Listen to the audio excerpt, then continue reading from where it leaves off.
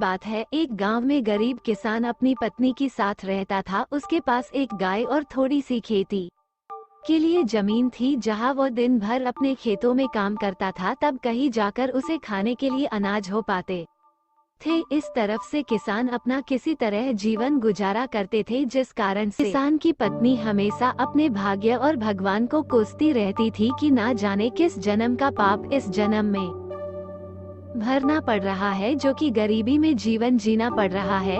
पत्नी की बातों को सुनकर किसान मन ही मन खुद को और अपने भाग्य को कोसता रहता था कि न जाने कब उसके किस्मत के भाग्य बदलेंगे। एक दिन की बात है, दोपहर का समय था। किसान खेतों से आकर अपने घर पर अपनी पत्नी के साथ खाना खाने जा रहा था कि इतने में एक साधु महाराज भिक्षा मांगते हुए उसके दरवाजे पर पहुँचे और भिक्षा मांगने लगे। तो इतने में किसान घर के बाहर आया और बोला, साधु महाराज, हम सभी पहले से इतने गरीब हैं और किसी तरह अपना जीवन गुजार रहे हैं, और ऐसे में हम आपको कहां से दान दे, हमारा साथ तो ऊपर वाला भी छोड़ चुका है।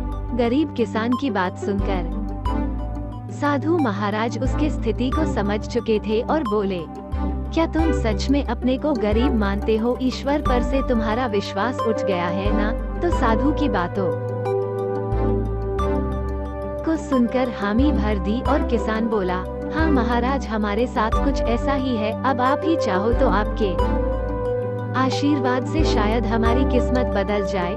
तो किसान की यह बात सुनकर साधु महाराज ने कहा, ठीक है, जैसा हम कहते हैं ठीक वैसे ही करते जाओगे। तो गरीब किसान बोला, क्या करना होगा हमें जिससे हमारे अच्छे दिन आ जाए और हमारी गरीबी दूर हो जाए? तो साधु महाराज बोले, ठीक है, आज से वो काम करना पड़ेगा जिससे ईश्वर तुमसे प्रसन्न हो। सबसे पहले अपने गाय को बेच दो और गाय के बदले मिले पैसों से अनाज खरीद कर ले आना।